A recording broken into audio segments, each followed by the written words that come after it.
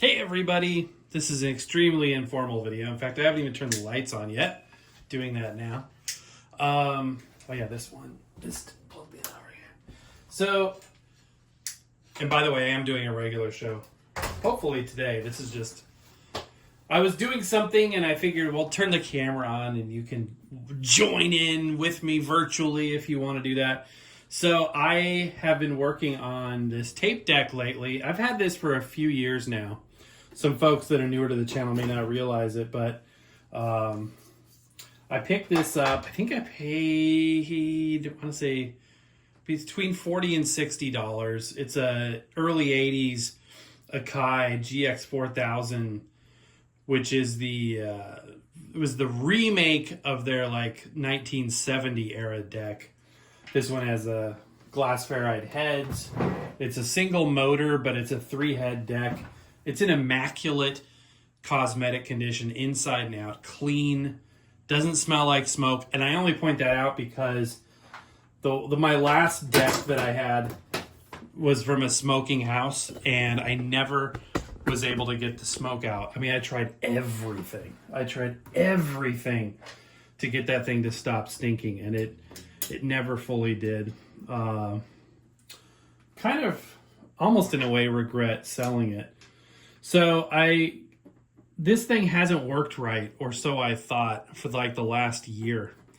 And as you guys know, it was a hectic year, very busy, and I never got around to working on it. So sort of one of my New Year's resolutions was to finally get this thing on the bench, see what's wrong with it. Now, last year I did work on it a very little bit because I had a problem since I owned it that the left channel input was shorting out. So when you would record, you'd have to get the RCA cable in the back and just the perfect alignment in order to make a recording. And otherwise it was just shorting out. So finally I did get it on the bench last year, and I was able to solder. A friend of mine showed me which, it was a dry solder joint. So a friend of mine, Fardamark, showed me how to, which 2 points to solder, which I was able to do with my limited skills in soldering. I've been soldering since I was a kid. My dad was like a master electrician among many other things. He is, I should say, a master electrician among many other things. But early in his career, he mastered that skill set. Anyway, he had me soldering at an early age, so I was no stranger to it. But I was able to jump the dry solder joint, and voila, it worked. It was recording, and or I should say the inputs were working, and put it back in the music room. And then when I went to play another tape, a couple months later, had the same darn problem, except on this time it wasn't the record that was having an issue with channel 1, it was the playback. So I figured maybe we have another problem similar to the other one, or maybe I caused another problem by trying to fix the other one. That was my initial thought. Well, I get it in here and find out that I was actually just playing a tape with the wrong track alignment. This is a 4-track machine, but I was playing a tape with the wrong head arrangement, if that makes sense. Like either a stacked stereo tape instead of I don't even know the terminology exactly, but basically the head alignment on the tape I was playing back wasn't the same as the way the machine needed it to be aligned. So I believe this uses a stacked stereo head arrangement, whereas some tapes use like a staggered, I think, kind of like an 8-track. I'm not 100% sure on that, but I come to find out it was just the tapes I was testing with weren't the right track alignment. So I put on some tapes that were recorded with a similar machine, and they played back perfectly. So I was like, great, that's fine. Then, just to be thorough, I said, well, I'm going to do a record test while I'm in here, and I've got everything set up.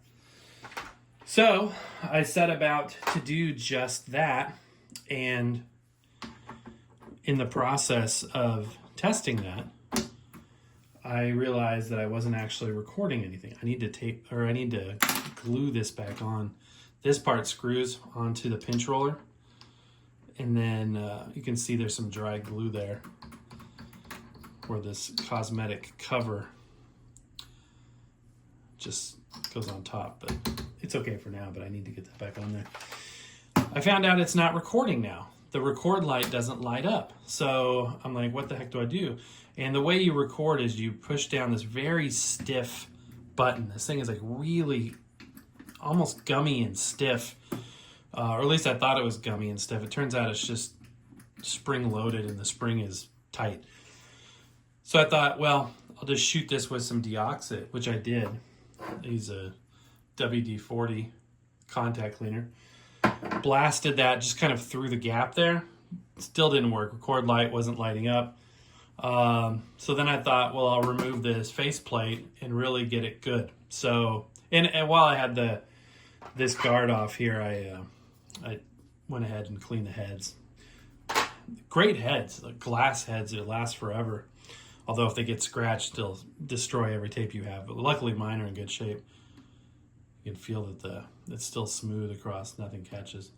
Anyhow, so come to find out this faceplate doesn't just come off with the 4 screws you would think it would. You know, I thought, well, I'll pull the stuff up, the knobs and things off, and then it'll just pop off. Well, come to find out it's latched underneath the top, which is why I started this video with the top down, or the top. So finally did get it off to a degree, but except for this particular switch right here, this pause switch, as with these, it uses a set screw on the side. The problem is, fun fact by the way, the pinch roller sleeve can be removed and stored on this peg right here. So if you have a machine and you think you're missing the 3 3/4 to 7 and 7.5 inches per second sleeve adapter, it's probably hiding right there. Anyway, I thought I would just remove it like I did the other set screws. Unfortunately, the set screw, which is an Allen screw, is stripped, and I wasn't able to get this one thing off. So, and I didn't want it, this is metal, so I didn't want to like bend it. So I kind of got it loose and was able to shoot more contact cleaner in from the top, and I kind of went in through these opening gaps here. I got it as good as possible, and you know, it feels clean. It feels as clean as it's going to get. This thing is still not lighting up. So my beautiful machine may have become a play-only machine, which sucks. I don't know what else to do, because if it's not a contact, I'm trying to get these knobs back on. If it's not a contact cleaner issue, you know, it could be something obviously more involved. And if it is something more involved, then it could be beyond either worth repairing or my ability to repair. It could be the switch is bad. I mean, it's frustrating to say the least. So anyhow, I'm in the process of putting this thing back together right now, and I may have a play-only deck on my hands, which I hope is not the case, but it's looking like that may be the case. So yeah, if you have these set screws, be gentle with them, because if they don't come off, then you could be stuck with a problem. Now these ones, the set screws for these are nice because they just use a little Phillips, but the other one uses this very, also this is where a magnetic screwdriver comes in handy. This one is so, like, the metal must be cheap or something. It's just stripped right out. So anywho, that's the latest on this machine, and I'm still working on toying around with it, but I may be left with a play-only machine, which wouldn't be the end of the world. It's not like I've been making a ton of tapes. I do have a lot of blank tape. I bought a large amount, not a lot, like 30 blank tapes, or re-recordable tapes from a flea market a couple of years ago, and I was hoping to make something with them. I like making tapes every once in a while, but mostly I just play back, so it wouldn't be the end of the world. I wouldn't rush out to get a recorder. I still have the smaller machines to do recording, so that's okay. But anyway, this, again, impromptu, informal video. Just wanted to chat with you guys.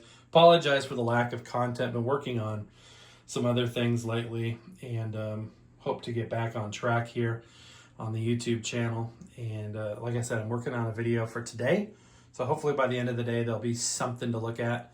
But I appreciate you guys. Hope you're having a wonderful weekend, and we'll be back soon. Happy record hunting. We'll see you next time.